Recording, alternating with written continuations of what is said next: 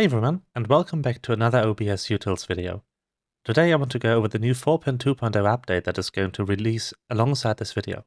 In this update, there has been a couple of changes that I want to go over, so you can jump in right away and use all of the new features that I've added. First of all, there's been a big rewrite of the backend. I've migrated everything to the new application v2 that was added back in Foundry 12 in preparation for Foundry 14. Foundry 14 will be adding a pop-out feature for these, so you'll be able to pop out any of the application frames including the director, as soon as Foundry 14 hits.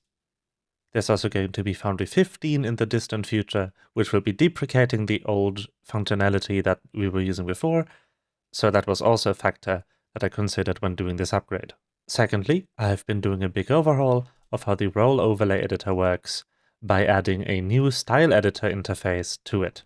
The new style interface works pretty similar to the old one, but I've added this simple mode that will give you direct access to the most important functions in editing your style, as well as this advanced mode, where you can still do the direct edit just as before. In addition to that, I've made sure that the edits here and the edits here, even if they are not compatible with any of the entries in the simple mode, will not conflict and in fact will be automatically parsed. So if I change this to 26, it will be 26 over here. The entry that I've added in advanced mode will be listed on here, so it doesn't get lost. And if I add anything here, it immediately reflects back in this view. I hope that this new style editor makes it more accessible for everyone to get started with styling your overlays by giving you an easier view of how to go about the styling, but the workflow itself hasn't changed. I've just made sure that the images are now properly resized when you change this, which previously required directly editing the CSS in the OBS browser source.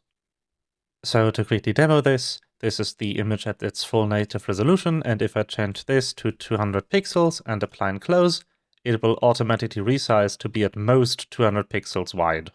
With that said, the second, more exciting change to this view is that I've now added a functionality to directly get text data from actor values that you weren't able to get this data from before. What I mean by this is that in the previous version of OBS Utils, you could only get data that was at one of these directly accessible data points. So system currency PP is the path for platinum pieces in the Dungeons & Dragons system. This was accessible before. It's just a big zero in this test world that I've been using.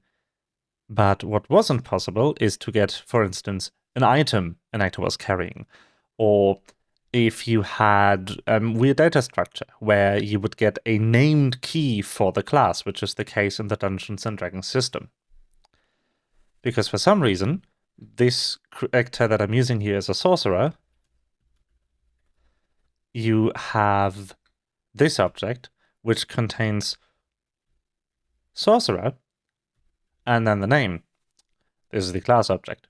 That is unideal though, because that means you're only getting sorcerers, and if your party isn't full sorcerers, that isn't really helpful.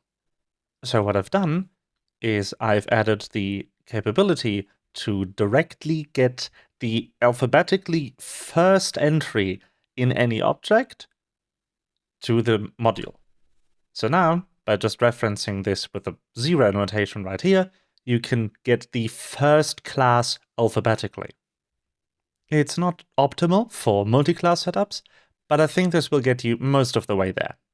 In addition to that, the new system is also capable of opening arrays, which also wasn't a thing before, so you can open the item array by referencing item and then a number, and if there is something like a map, which is a key value pairing, so something similar to this structure, you can now also open the keys by name or similarly to the objects with this little bracket notation with the alphabetically first key in that map. It's just analogous to this functionality. I thought it would be nice to be feature complete here. Alright, that covers all of the changes in the new update. I hope you enjoyed the video, I hope you found this helpful, and I hope you enjoy the new features that have been added with OBS Utils. As always, if you have any questions or if there's any issues with the module, you can always join the Discord and open a trouble ticket or just ask in the general chat there. I will try to answer as soon as I'm able. With that, thank you everyone for watching. I wish you an enjoyable time with OBS Utils, and thanks for stopping by.